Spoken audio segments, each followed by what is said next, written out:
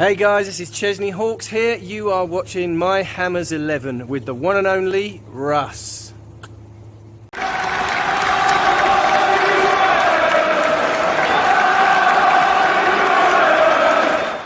Hi everybody, Russ and My Hammers 11. Hope you are all safe and well. That's all that matters at the moment. That's all that's important. If you're new channel, please subscribe and hit the bell icon to make aware anything to put new content on. As always, I'll take a lovely channel sponsor and tuck it. Check them out in the description below. Another fantastic My Hammers 11 episode coming up. And I'm really, really happy to introduce you to Harry. Hi Harry, how are you? Hello, yeah, not bad, mate. Thank you for having me on. Absolute pleasure. Thanks for coming on, my man. How are you? How's things with you, mate, generally? Good, yeah, good. Busy, but good. But still got time to watch the matches, so I can't complain. That's pretty much all I can ask for at the moment. Yeah, and it's a bit like we have had this sort of deluge of football, haven't we? There's like football where it's like 3 or 4 games a day, and it's I'm actually it's funny because obviously we're coming to the end of the season and we're going to have nothing for about 2 weeks where we're going to be like, and then the Euros start, and then we'll have it all over again. So. It's gonna yeah, but I still those 2 weeks are going to be weird, aren't they? So, even with the Euros on the horizon, those 2 weeks are still going to be quite strange. I think, just because, like you say, there's been more than anyone can possibly watch. I've got mates who have somehow managed to pretty much catch every Prem game, and I don't know how they do it. I don't know how you can do it. I just get a little bit. I think I get complacent to it, so I'll literally, I'll forget. I go, oh, look at there's been 3 games on, and I'm like, how have I missed 3 games? It's like, and it's almost like the Holy Trinity. Don't we bring religion into it, but okay, we got this game's on. Okay, so let me go to Sky. It's not on Sky. Yeah. Okay, let's go to BT Sport. Okay, Amazon Prime. That's the hardest part sometimes, finding the actual match, isn't it? You've got to find it first before you can even watch it. It's so true. And then they throw a curveball and put it on BBC One. Curveball. Yeah. It's like, what's going on? They're really getting the dross, bless them, on their old BBC website. But yeah, no, it's weird. As you said, these 2 weeks we're gonna, particularly as all the shops are open, and we'll be able to have restaurants inside. We'll be having partners will be dragging us left, right, and centre until the Euros start. And then then we have the Euros, and then that's it until August. So we've only got then we have a few weeks off again, and then it starts all over again. So we can't complain. I can't complain, but no, I'm looking forward. I'm not a massive England fan, I'll be honest. I'm not like, when England play, I'm not like, for like a, I don't know, friendly or the League of Nations, or whether it's not League of Nations, no, but you know what I mean, Nations League, that's it. League of Nations something completely different. But the Nations League, I don't really watch it, but as soon as a tournament comes in, I'm proper like all in, face painted, and then I'll be out of it until the next tournament. But it's looking good. And West Ham have done all right, haven't we, Harry? We've done all right this season. Well, that's the thing, and I was going to say, actually, I'm very similar to you with England. It's like, if lockdown rules were still hard, I don't know if I'd watch a match. But now that obviously we can get indoors with people, for me, England is more about being with people, watching it than than watching it. It's about the atmosphere that you can create at home if you can't get there. But yeah, West Ham, it's been mental for me. I mean, I'm a very new fan. I kind of came in around. I'm not sure if it's 16-17 or 17-18 season. I think probably 17-18 is where I really kind of started paying attention. So for me, this is other than, I think there was a 10th position finish recently, I think, but for me, this is kind of like the first big push that I've seen from the club. I mean, 10th is top half, but for me, this really feels kind of like the first top half finish that I'm going to see, which is amazing. That's crazy to think about. Yeah, you're right. Yeah, it would be. I mean, you've had a few relegation battles, bless you. But it's I liken it to, obviously you're a music man and stuff like that. I liken it to playing the guitar. Being a West Ham fan, you have to build up the calluses on your fingers. Yeah. So you've got to, because otherwise it hurts all the time. Eventually, you can play for hours and not realise, you're playing for hours. And that's being like a West Ham fan. You've got to build that callus up. So you have to sort of say you're used to this. So like as you said, this season is just mental. It's just mental. And I hear that a lot. And to be honest, I mean, I think maybe because I had less of a more football intense childhood than a lot of my mates who, have been into their clubs for decades. So, but to be honest, a lot of them obviously get really disheartened by a loss. To be honest, as much as obviously I always want the boys to win, and that's a much nicer match to watch than one where they're getting absolutely thrashed. But thankfully, I haven't been too many of those recently. But still, it's one of those things. I'm always excited to watch them, to be honest. And maybe that's part of being a new fan, that the excitement is still very much there for every match. But I don't know, I can't see that going anytime soon. So I'm really enjoying watching. I don't think it is. I think we have this sort of inherent sort of excitement. So it's for me.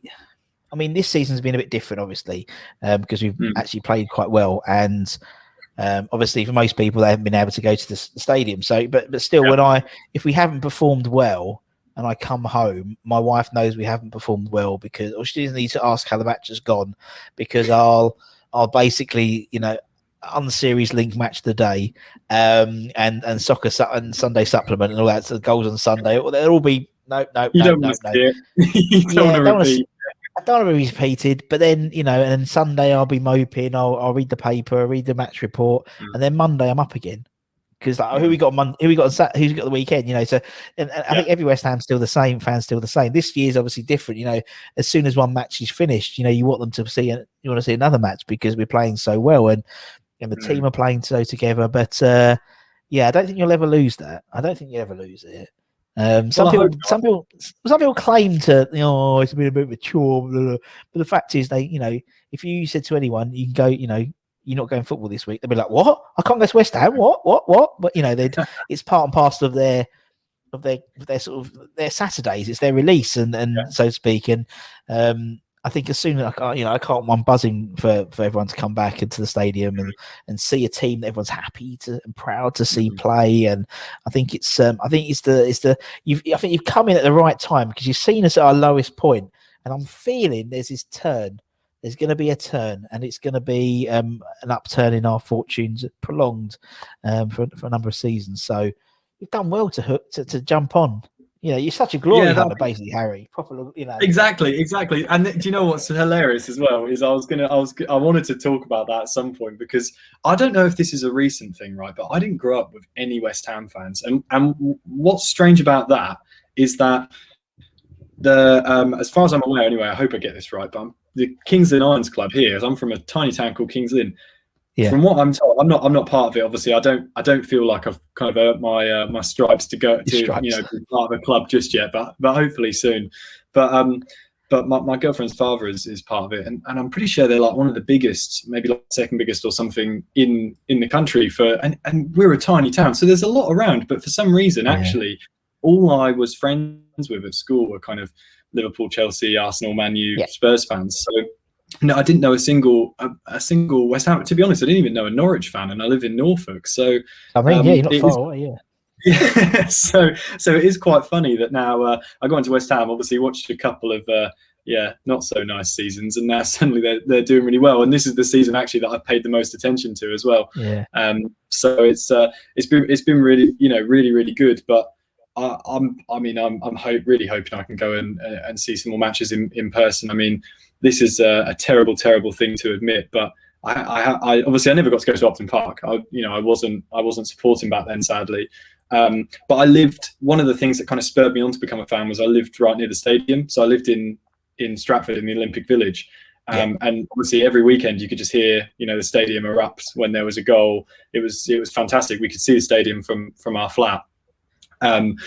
While I was there, though, I was just, London, East London, lots of things. I was just too poor to go to the matches, to be honest. I couldn't afford the tickets.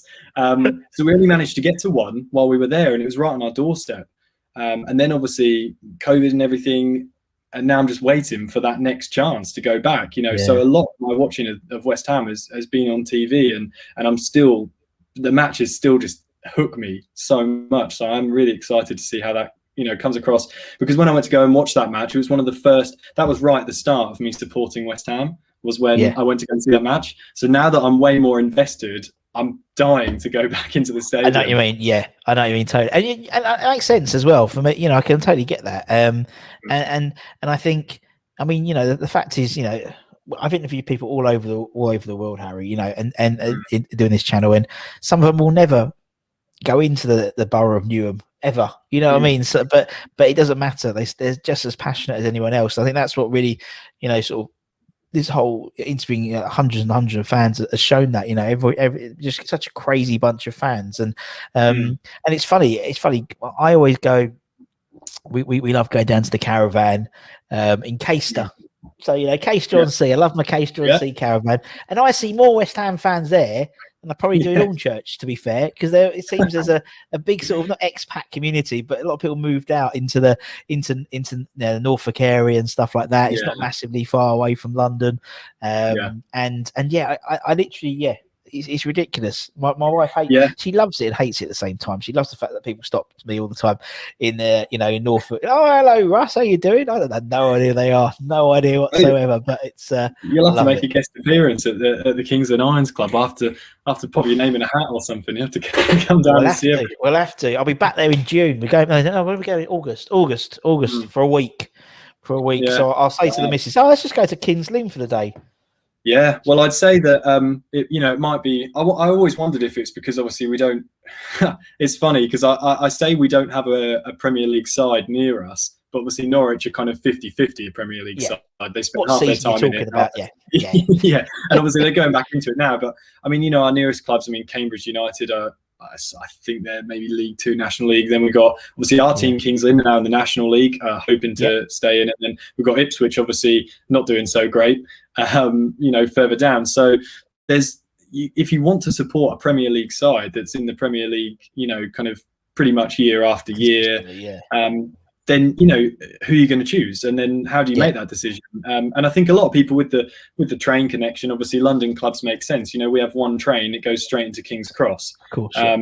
So you know, a lot of people I think gravitate towards the London clubs, and a lot of people have moved here out of London as well. So they come from kind of East London. I mean, the amount of families that I know from East London. The guy who makes my music is a gigantic West Ham fan. The whole family are, because they're all from East London. So they just all come to Norfolk, I suppose. Well, I suppose it's you know, to be honest, if I read this, I know it's a West Ham podcast, but we never talk about West Ham really in these things.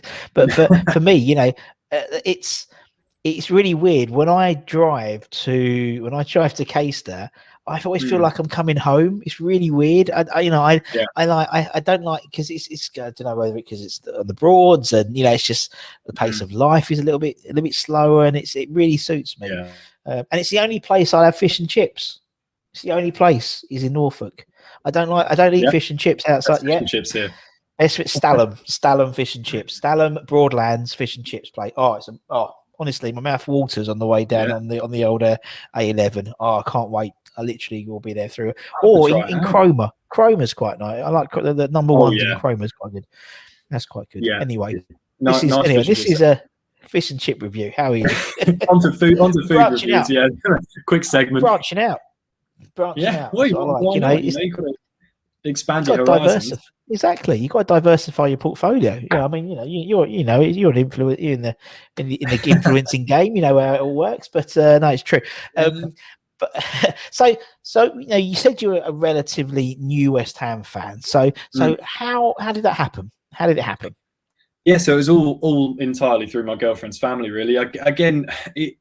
Because you know, with the guy I was saying to you a second ago, the guy who produces my music is a West Ham fan. His dad is a lifelong West Ham fan too. Whole family are.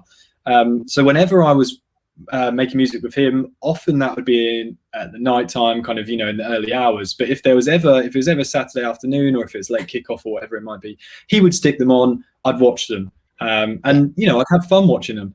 But because that wasn't, you know, I wasn't with him every week. That was kind of once every few months. It wasn't constant enough.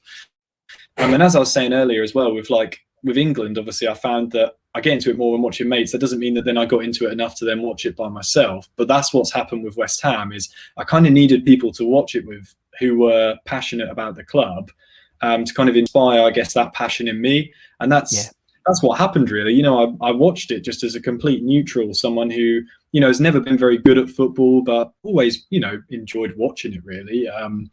And yeah, I started watching it with my girlfriend, her brother, obviously, and sister as well.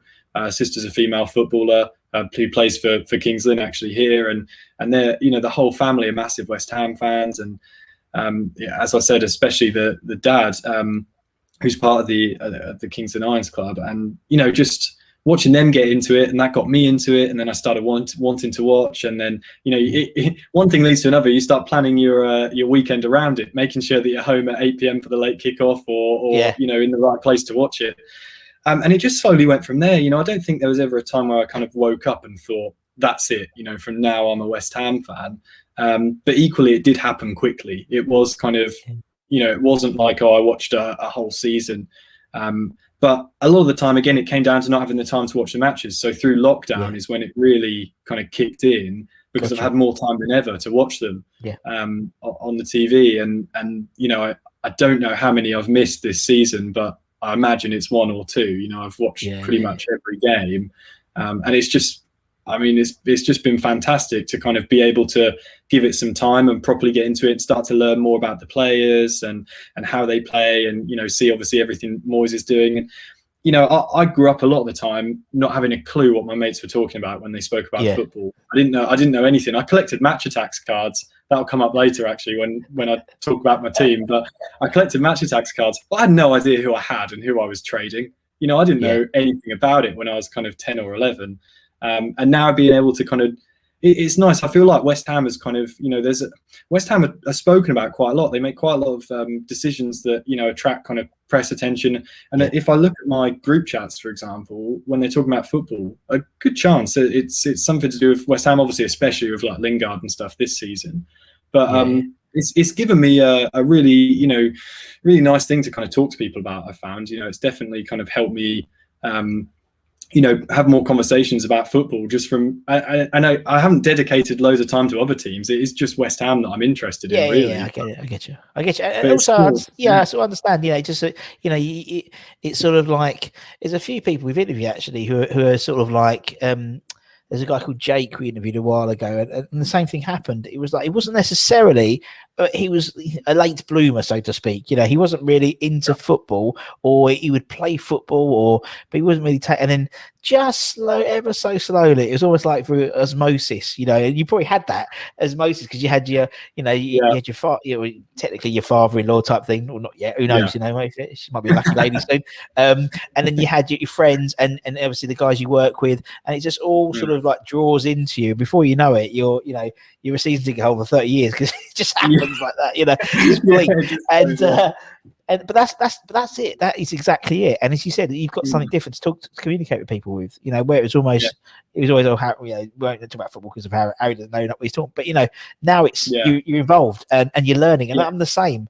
Obviously, I was a fan since the early '90s, but obviously there's a huge period of football which I have no reference point for it, obviously before '92 onwards, and sort of doing this channel is sort of done similar things to what you're going through at the moment in terms of understanding about the players and the history and finding out about certain players who I never heard of and people talk really highly of and all that type of stuff, and you just learn, and it's and everyone sort of, you'll see it now, obviously, on Twitter and stuff like that quite a lot. The West Ham fan base are a really unique bunch of guys basically, and ladies, and they love people learning about the history, because that's one thing that people are always concerned about is, we're losing our history, we're losing identity. So when people want to find out more about it, there's some great guys out there who are basically encyclopedias, and I lean to them quite a lot, and they give me their knowledge and stuff like that, and that's I love it. I love it, and I love talking to people all over the world about West Ham, and where sort of West Ham has sort of chosen you by proxy. There's some people out there who have literally gone, right, okay, I want to support a Premier League or an EPL league team because they're in America, and they just pick West Ham, and they just pick them, and because they haven't won anything, but it's the same. Doesn't matter where you come from in terms of the journey. You end up supporting the club, and that's what it is. It's a massive community, and now you're part of it. You'll love it even more because everyone helps each other out, and obviously I know you know Charlie and people like that as well. So they're all part of the West Ham family, and there's loads of us, man. We're all over the bloody place. It is interesting. You say it like I was saying. That when I was growing up, I didn't know anyone who was saying, I support West Ham. Now it seems to be everyone I meet is a West Ham fan. Everyone I get introduced to, and like you say, it seems like a really friendly bunch. I've always found that a lot of kind of the football supporters in other clubs have maybe been a bit like gatekeepy. They want to keep it to themselves. And whilst there's definitely people who want to kind of preserve the history of the club, they still also want to welcome in people at the same time, but make them part of that is what I found. People would rather than be like, oh no, don't bother now because you kind of missed it and we just want it for us. They're more like, no, come in, and also here's what you need to know. People I've always made kind of the time to explain things, which has been really, really nice, and it makes me feel like I've kind of haven't missed out on as much as I have, because I've missed out on so many exciting things. I mean, I didn't even see Pyatt play. I missed that season, and everyone talks about that season. That's like when everyone talks about West Ham in the past kind of like decade or so, that's like the one thing they talk about, and I'm just sat there thinking I haven't got any clue. But people have spoken to me about it to kind of bring me up to speed, and I don't know if you'd get that with another club. I don't know. I definitely didn't feel like I got that from when I tried to support Liverpool, Stoke, Norwich, the various clubs I tried to kind of get into growing up. No one ever kind of offered that hand that like they have with West Ham. So. Oh well, just because that's who we are, isn't it? That's just exactly. West Ham fans. Always happy, always welcoming. Best bunch. I think that's why, and because obviously we do our lunchtime shows and we do a lot of other stuff, and it's not just West Ham fans who get involved in the channel. I know it's a West Ham channel primarily, but we get Arsenal fans and Liverpool fans and Chelsea fans and Tottenham fans, and they all come on and have a giggle, and Crystal Palace fans, because I think we're just a strange bunch of fans in that we've won bugger all. But we're just so passionate, and we have this sort of like proper West Hamness about us, this East End approach. Oh well, it doesn't matter. Well, we'll do it next year. We'll be back. The cheeky Cockney and all that type of stuff, and I think that's why people follow us. But it's it's a good club to be in. You picked the right club, Harry. That's all I say. I feel like I did. Yeah, good decision. Well, yeah, you can't really. I mean, it's been funny now with the girlfriend and the girlfriend's dad as well. You can't really say I'm going to be a Tottenham fan. That's what I was just going to say. It'd be awkward if I said, I came in and said, I'm Spurs. I don't know if I would even got through the front door. Yeah, I've decided. I've taken into account everything, and I'm going Millwall. Yeah, I'll get my bags. My girlfriend's godfather as well is a massive West Ham fan, and their whole family as well. So it would just would have been a nightmare. I'm quite glad I came in. Yeah, I had to come in neutral, really. Yeah, you have to. It'd be like a seating plan, and everyone would be there, and Harry just had one man on one table on his own. Yeah, just turn to the corner. Just turn to the corner. The chair in the corner. There we go. That's where you're sitting, Harry. That's it. The big dunce's hat on. But anyway, let's talk about your Hammers 11, right? So as I said, everyone we get on the channel puts an 11 together. Now I think you're in a unique position in that you haven't got a huge number of players to pick from. But I think it'll be quite interesting because I think because it's people you now that who you think would be you happy you pleased to see with, and there's been a few sub signings coming recently and stuff like that as well. So there's even now, and I mean funny, even with the current first team, you can make 2 or 3 teams with our first team based on positions. Absolutely. So it'd be interesting to get a first person's perspective, an early person's perspective, right? So we'll start off in goal. Okay. I could probably guess the goalkeeper, but I think you probably can. Unless Roberto takes a very unusual turn for events. Who will be in goal for the Harry 11? Yeah, it's going to be Fabianski. I mean, you guessed it already. I've seen the visual come up pretty much straight away because it's you knew I was going there. Like I said, this squad is going to be predominantly more recent players. There are 2 players from years gone by. Nice. But it's mainly going to be modern players. But still, there are reasons for it. I think for Fabianski, to be honest, I see him as a really quite stable, quite consistent keeper. Yeah. I do remember there was a bit of a spell. I can't remember if it was towards the beginning of this season or the end of last, where he had I don't know if he was doing this consciously, if it was part of his decision making, but he just seemed to be rushing out really quickly. The ball would kind of trickle towards. I know what you mean. He just went through this phase, a few weeks of just constantly running out to get balls he was never going to get to. He seems to have stopped that now. It was hard to watch, but other than with that, again, I'm no expert. I wouldn't have a decision to make then, so I can't really criticise it. I just think he's just got a safe pair of hands, great work ethic. I'd never see him. There's definitely a couple of players in the squad, despite the incredible kind of camaraderie in the squad, especially as it is now, there are still a couple who maybe put their heads down a bit in the during a bad performance, and don't really see that from Fabianski. No. He doesn't take the mick. He knows how to run the clock down without kind of being too cheeky, which even though when it's your own team, obviously you don't mind it. When it's the other team, it annoys me. So when West Ham are doing it, I'm always thinking, what are the opposition thinking? They're livid right now. But I don't think he does that too much. And I just think he just seems like a level-headed guy, and I think that's what you need in goal. A model professional, I think Fabianski is. I think he's a model professional. I think he's very, very good. He's actually in my team. So despite the fact that we haven't, I've been a fan since the early 90s, he's still in he's in my team. Because I think he's the best goalkeeper I think I've ever seen for West Ham, most consistent as well. Sure, sometimes we've had a few, Luke McCloskey, and we've had David James, and Robert Green. We had some good goalkeepers, Jussi Escalainen, but he just seems.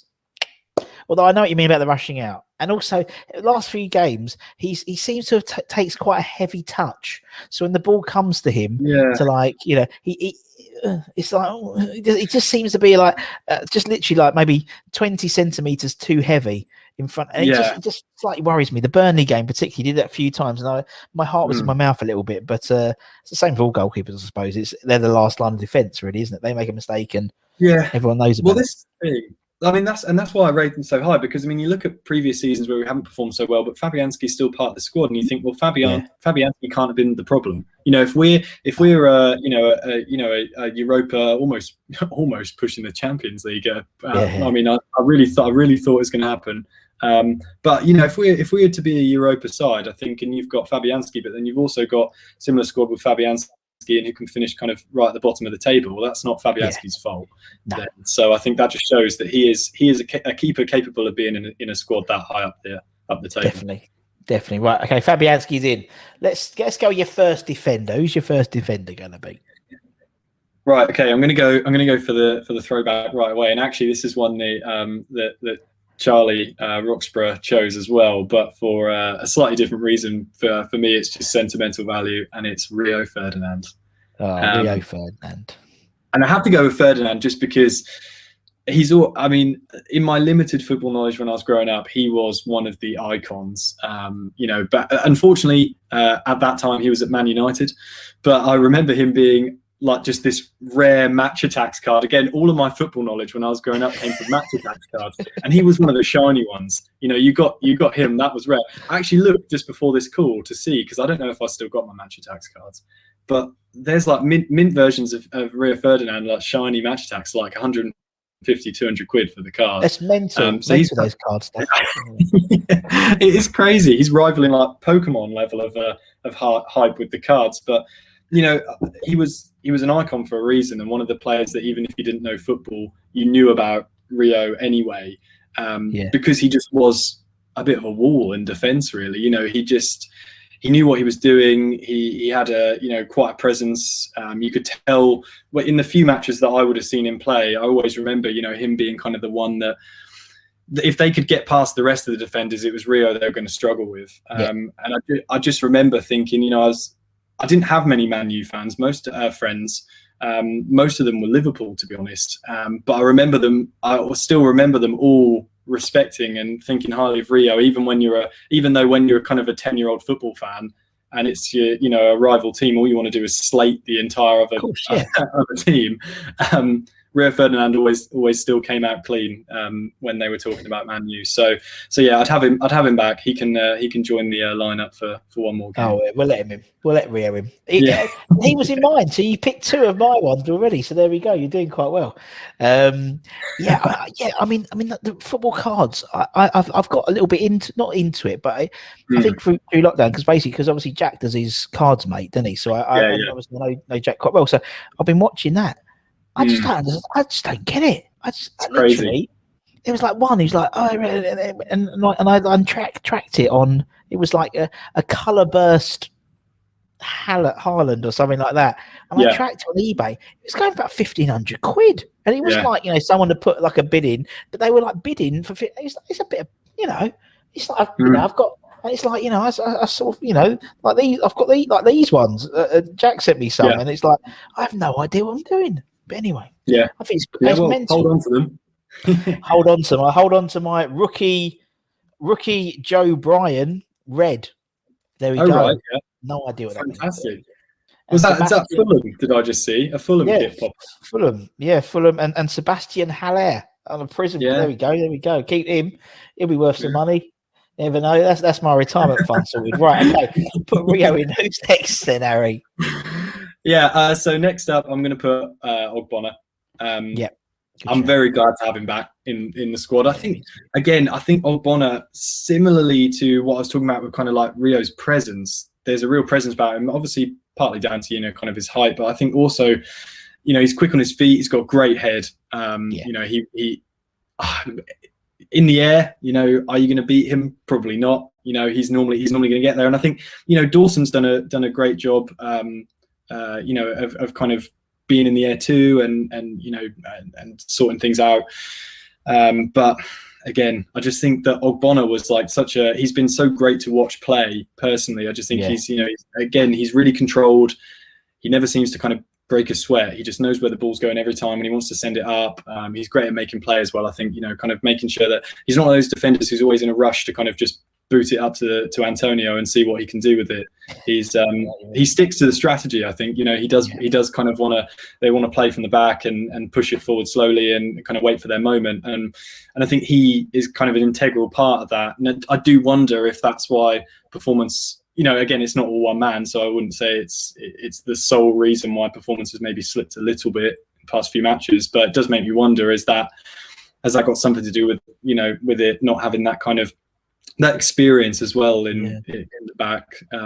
They're kind of seeing things right. So he's got to be part of my 11. No, I agree. No, I think I totally agree. I totally agree with the sentiment as well. I think he is probably, I mean, we sort of chopped and changed this season, haven't we, centre-back positions with injuries and suspensions and stuff. And I think that's the detriment of the team, I think. But I think so far so good, my man. So far so good. Who's going to be next? Right. Well, this is where I'm gonna bring back the rookiness, because I have no idea here if I'm going to be putting in the right players in terms of who wants to play on the right and left. So I'll just have to deal with it. But we're going to put Soufal in, which means that Souček is obviously coming up later as well. I just feel like their partnership's fantastic. But Soufal's in.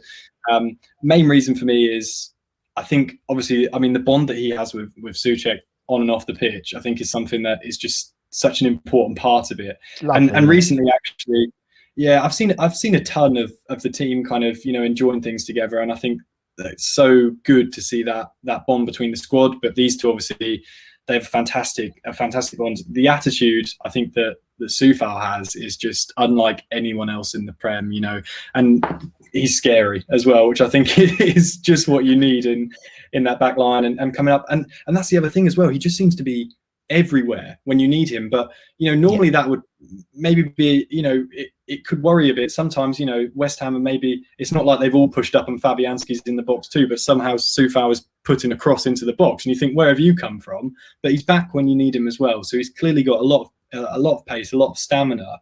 But I just think in terms of intimidating strikers, I mean, you watch when we played Villa, must have been a couple of months ago now, and Grealish couldn't do anything because Soufal was just on him, and he just wouldn't let him do anything. Obviously, unfortunately, because because Grealish knew how to play it and knew to go down when he needed to. But in terms of actually letting him break through and have kind of a one-on-one with Fabianski or anything like that, there was no chance, because Sufal just isn't that player to kind of let that happen. So yeah, I think it would be a very sad day if him or Souček were to go, or any of these that I'm going to put in. But yeah, I'd hate to see him leave. He's such a great player. No, I think I totally agree. I think he's my pick for Ham of the Year this year, I think, as well, Sufal, and I think he's to be honest, thinking about it, I may well have I think I might eventually, he will end up probably being in my 11 soon, because he's only been there this season. But I think the way the trajectory he's making, I think clearly he's going to be a very, very important player for us for years to come, I hope. And he's brilliant. And I tell you, I agree with the sentiment of him and Souček. It's lovely. I find it lovely. They're so good friends. It's really, really sweet. Okay, so we've got Sufal, we've got Ferdinand Ogbonna. Who's next? Okay, so last in defence is going to be Fredericks, and Ooh.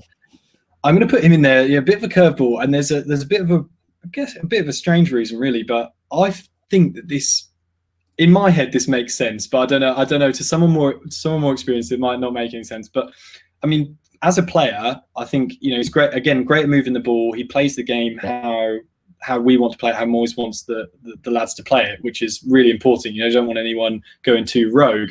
But on top of that, I think because we don't see a great deal of him. Obviously, he's not always kind of a big part of the squad. But when he's needed, when he's there, he slots in really, really well. Now I know that should be the point of it. Obviously, even those kind of sat on the bench, even the reserves, even everyone should be able to slot in really well. You could, when he's part of it, you don't notice. It's not like, we've had to put, Fredericks on today. And because of that, we're not doing, we're not covering this part of ground very well. He does seem to slot in really well. Again, he just, he seems to communicate with the guys really well and play exactly how we want to play. So I'm going to chuck him in there. I think he's got a lot more to give the team next season. I think we'll hopefully he'll start to come into his own more, and we'll see more of him. But I also like the fact that I can't remember who it was came off. I think it must have been Noble came off or whatever, and Fredericks momentarily took the captain's armband. So for that reason, he's on, and not just that, I'm going to make him captain as well, just because I'm going to give him his day.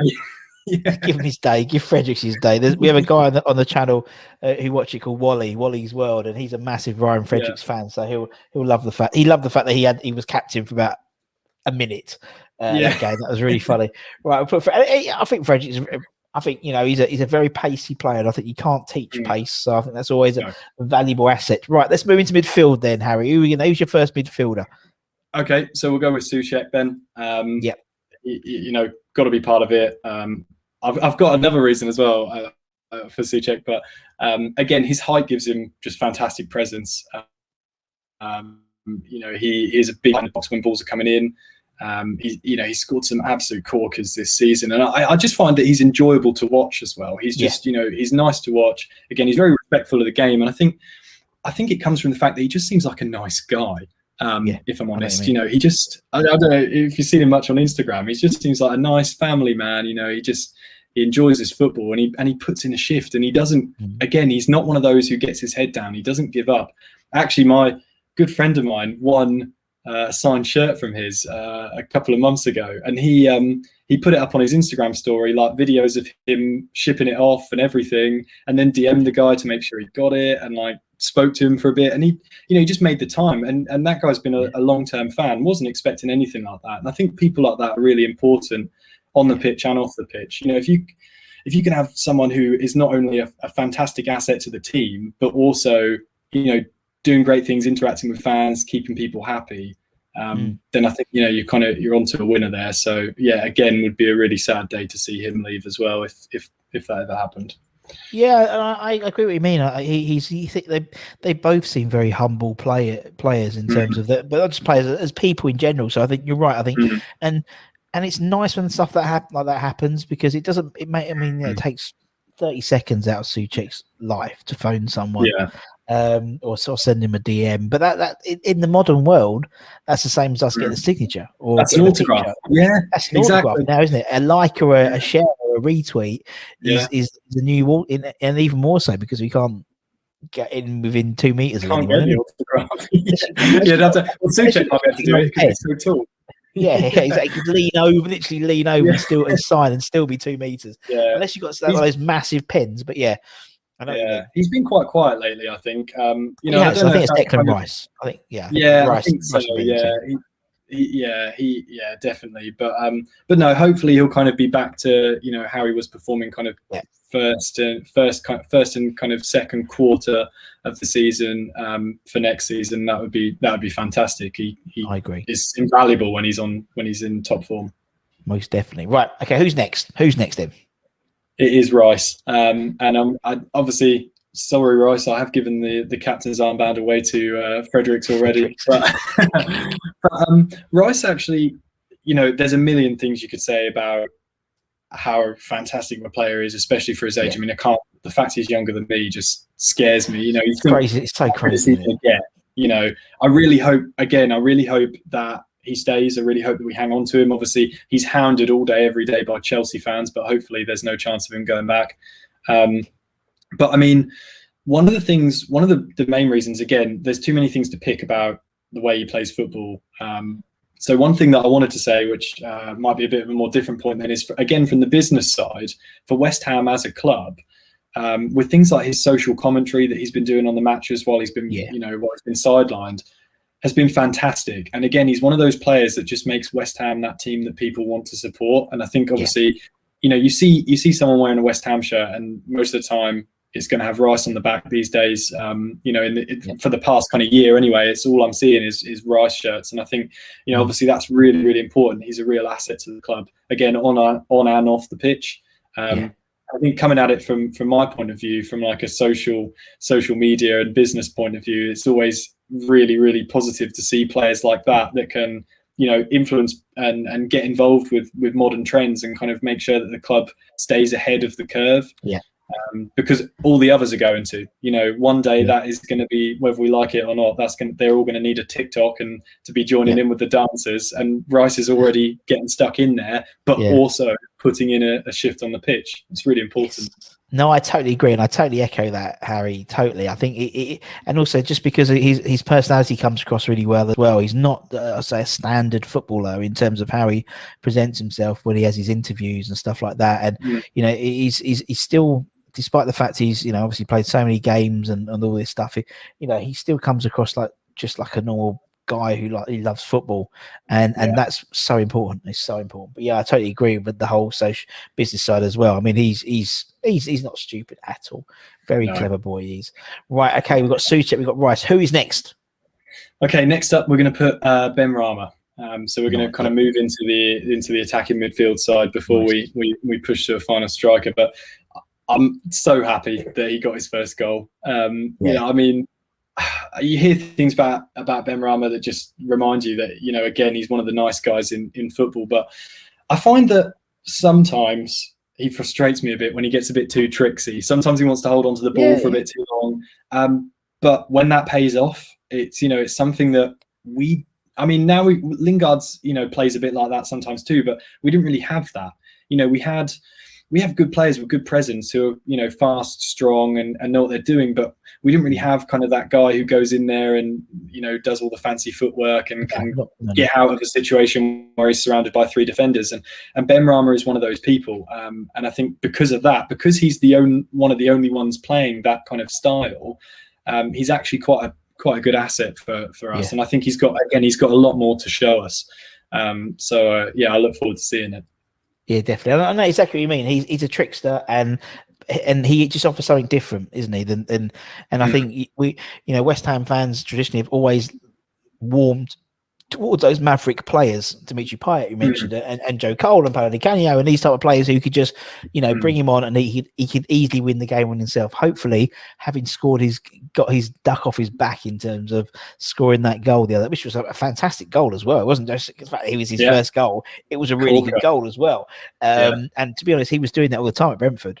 pinging them in like that all the time. So for me, I think it's I hope to see this sort of, again, trajectory. We're using long words today, but it seems hopefully the shackles will be off. I know what you mean about sometimes it is a bit frustrating sometimes when it's not clicking for him. It's a pass too quickly, or he thinks someone's going to be over there and they're not following his run, or he overruns it slightly. But I think you take that with these players. They're not going to. Some players, Souček isn't going to do a Rabona, and he's going to just play it. So, and that's his job. That's what he does. He doesn't lose the job. Ben Rama can be our trickster because we've got, particularly this team, we've got Rice and Souček next to him. So right. Okay, Seaton is in. Who is next? Well, it has to be Lingard. It just has to be. Lingard, our Lord and Savior. I hope he stays. It's just lovely to see him there. You can tell that he feels appreciated. Obviously, I mean, it's all you see is about kind of the issues that he had with Man United, and I think it's one of those things where you just love.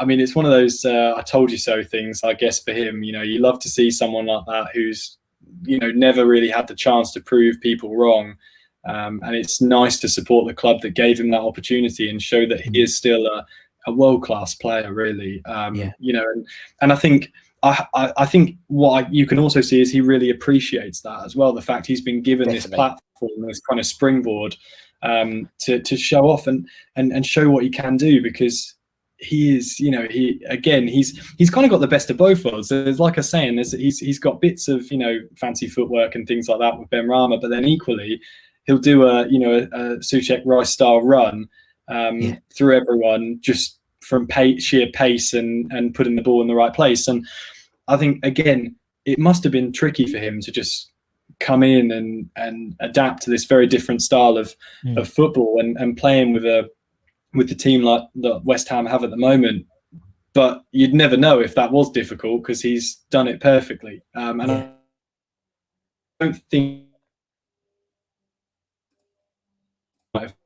made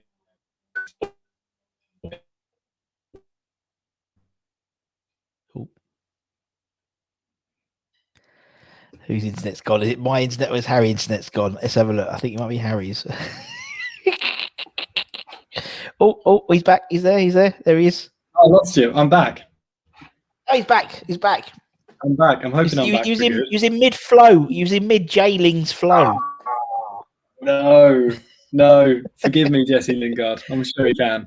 But yeah, I just think, and also, again, the interaction. I mean, as you said, you're mates with Jack, and I really hope that tattoo happens and that he does tattoo Jack. But fair play to him just for replying. I mean, just the fact that he's replying, and kind of spurring that on and building up hype and everything around him and the connection to the club, and other well-known fans of the club like Jack, who's obviously got a big presence with West Ham supporters. I think fair play to him for getting stuck in and just becoming part of the team, even though obviously it's a loan. He hasn't treated it like that. He's treated it like this is his place now. That is a really good point in terms of he hasn't just treated it like he's going to go back to Old Trafford. He's sort of like he's embraced himself within the lifestyle of being a West Ham. He lives, his flat looks like it's about 20 meters away from the stadium. So, oh God, just had a massive thunderstorm. Jesus. Right. So put Jailings in. God, it's not ominous, isn't it? Is Jesse going to stay? The gods have spoken. Right. Okay. Who's next? Who's next then, Harry? Right.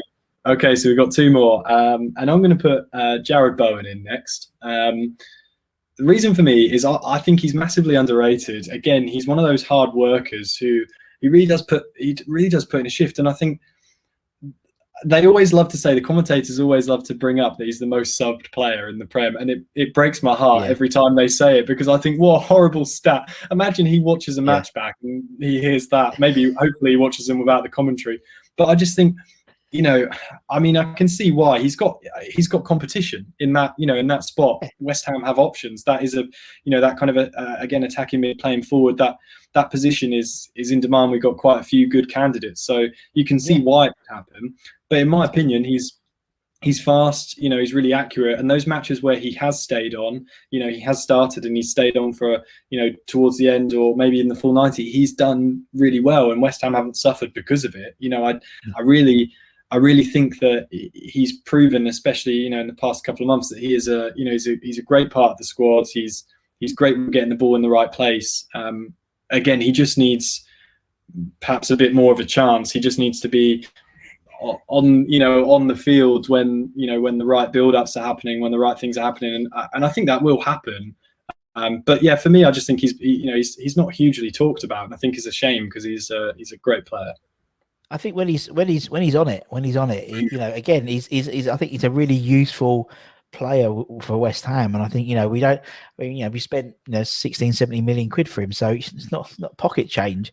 So No. we thought that and Moyes is quite good at his old transfers, isn't he? So for me, it's like he's a really exciting player when he's on it, and I think you're right. It's the same as Ben Rama, really. I think he's getting sort of a prolonged running the team, and I think you can't, if you're coming off the bench or you're being subbed, you don't really get yourself into the game. That's the problem with Ben Rama is he keeps coming on, and you're not tuned into the pace of the game, and you want to feel your way in. And I think they're both very similar like that in terms of different things. Obviously Bowen's more of a speedster, I'd say, but obviously Bowen's got a fantastic delivery in terms of corners and stuff like that as well, which we've done well in corners this season.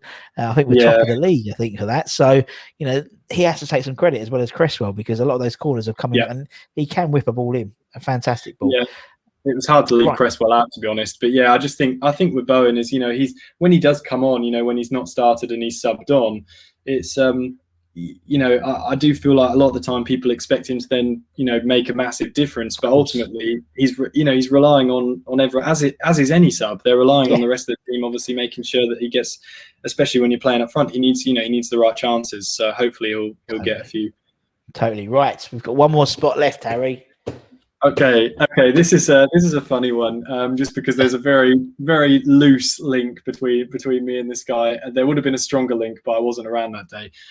It's obviously difficult not to to not put Antonio up here, because I absolutely love Antonio. Again, I think he's a fantastic guy, fantastic player. But I'm gonna have to put Marlon Harewood up front. Oh, do you know what? I had my finger over Dean Ashton because I was thinking Norwich. I thought there might be a connection there, but no, Marlon Harewood.